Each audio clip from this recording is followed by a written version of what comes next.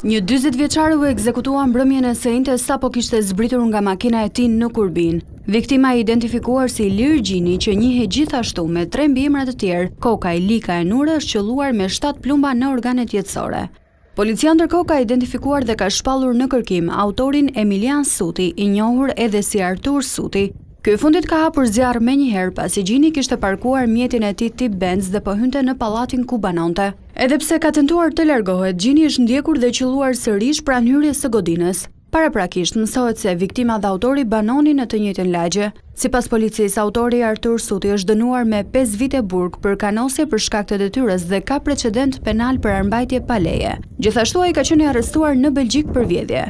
Në vitin 2011, ai ka arritur të shpëtojë edhe një atentati para komisariatit të Kurbinit.